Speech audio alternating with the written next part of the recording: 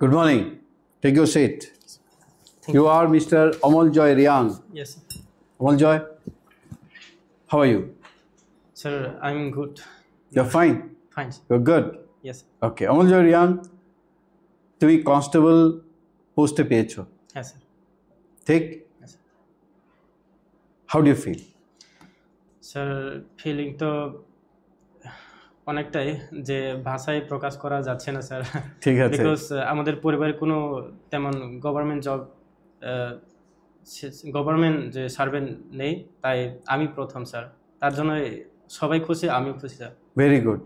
মানে তোমাদের পরিবারে সরকারি চাকরি কেউ করে না? নেই স্যার। নেই? নেই স্যার। তুমি প্রথম যে সরকারি চাকরি পেলে, হ্যাঁ স্যার। তো এটা গর্বের বিষয়, সেটাও কনস্টেবল পুলিশ ডিপার্টমেন্টে। হ্যাঁ হ্যাঁ স্যার। তোমার বাসা কোথায়?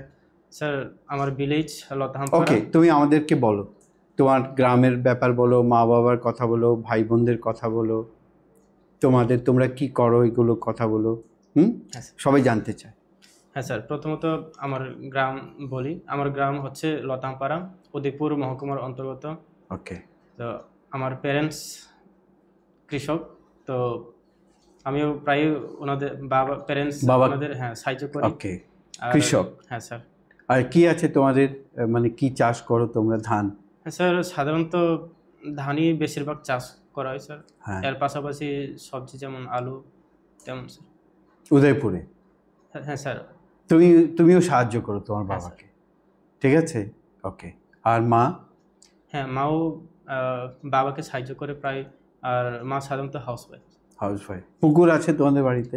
পুকুর নেই স্যার। পুকুর নেই, ঠিক আছে। ভাই বোন? ভাই 3 ভাই স্যার। ওকে। তুমি মানে বড় ভাই? তুমি সবচেয়ে বড়? জ্যেষ্ঠ স্যার। Younger sir. ইয়াং। আর বাকিরা কি করে? কৃষি কাজ করে। হ্যাঁ, ওকে। তুমি যখন কনস্টেবল হলে, সবাই যখন জানতে পারলো, মানে তোমাদের আশেপাশে বাড়ি ঘরে, তখন ওরা কি বললো তোমাকে? কি বললো? হ্যাঁ স্যার, ওরা তখন যে প্রাউড ফিল করলো আমার জন্য স্যার। ওকে। আর আগে থেকে বললাম যে কেউ গভর্নমেন্ট সার্ভেন্ট নেই, তাই আমি প্রথম, তাই সবাই প্রাউড ফিল করলো আমার জন্য স্যার। ঠিক আছে। এখন যেহেতু তুমি সরকারি চাকরি পেয়ে গেছো, পুলিশ কনস্টেবলের দায়িত্ব তোমাকে পালন করতে হবে, তো তুমি তো তোমার বাবাকে আর হেল্প করতে পারবে না। হ্যাঁ স্যার, যখন অবসর টাইম পাবো তখন স্যার অবশ্যই হেল্প করবে, সাহায্য করবে। আচ্ছা, স্কুল অফ সায়েন্সে কবে জয়েন করেছিলে?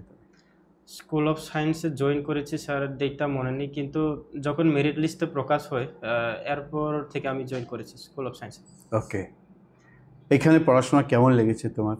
হ্যাঁ স্যার, খুব ফ্রেন্ডলি স্যার, এবং ডেডিকেটভাবে, মানে যে ভালো করে পড়ানো হয় স্যার। মক ইন্টারভিউ তো তুমি দিয়েছো? হ্যাঁ স্যার, দিয়েছি। কেমন লেগেছে মক ইন্টারভিউ দিতে তোমার এখানে?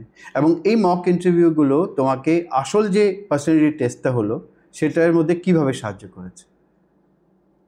মক ইন্টারভিউ দিয়েছিলাম স্যার, খুবই ভালো লেগেছে স্যার, এবং পরবর্তী যে আমার যে ইন্টারভিউ, সেখানে অনেকটা হেল্প করেছে স্যার।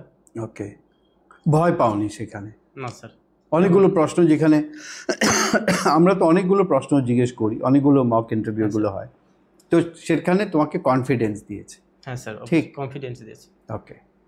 তুমি যখন ফ্রি থাকো কি করতে ভালোবাসো?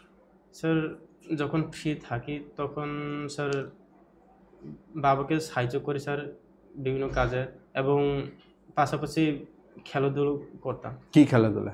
স্যার খেলাধুলোর তেমন নির্দিষ্ট নেই, যেটা পাই স্যার, ফুটবল, ক্রিকেট, এগুলো স্যার, কবাডি।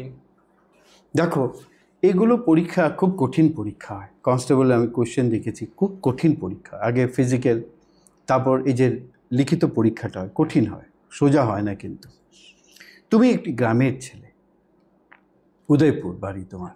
হ্যাঁ, উদয়পুর মহকুমা। উদয়পুর মহকুমা। তুমি কিভাবে প্রিপারেশনটা নিয়েছো? তুমি যদি বলো তো বাকিরা শুনবে এটা, এবং ওরাও মানে ইন্সপায়ার্ড হবে।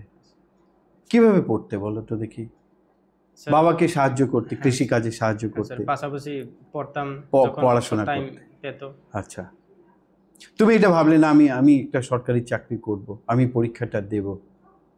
অনেক ছেলেমেয়েরা আছে, ওরা জানে বিজ্ঞাপন বেরোয় কিন্তু পরীক্ষা দেয় না, প্রিপারেশন নেয় না।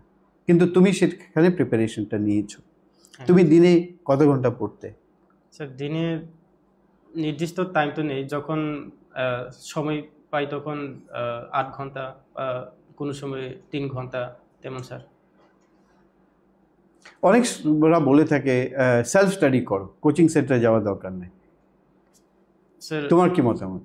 হ্যাঁ স্যার, কোচিং যেমন স্কুল অফ সায়েন্সে আসার দরকার নেই, বাসে অনেকজন বলে কমেন্ট সেলফ স্টাডি করো, school of science don't go. না স্যার, করা অবশ্যই দরকার। স্কুল অফ সায়েন্স নয়, যে কোনো কোচিং সেন্টারে, কারণ অনেকটা হেল্প করে স্যার সেটা। কিভাবে হেল্প হয় একটা কোচিং সেন্টার, কি করে হেল্প করে? কেন? স্যার বিভিন্ন দিক দিয়ে, যেমন স্যার যে কনফিডেন্স সেটাকেও বাড়ায়, আর যেটা জানা নেই সেটাকেও ইনফরমেশনটা পৌঁছে দিই স্যার। এখন তো তুমি চাকরি পেয়ে গেছো, হ্যাঁ স্যার। ঠিক আছে, এখন ট্রেনিং হবে তোমাদের। হ্যাঁ কোথায় ট্রেনিং করবে এটা জানা হয়ে গেছে তোমার? স্যার, জানা হয়ে কোথায়? গেছে, আর কেন করে। আর কেন ট্রেনিং হবে, ওকে, ট্রেনিংয়ের পর পোস্টিং দেওয়া হবে, ঠিক আছে।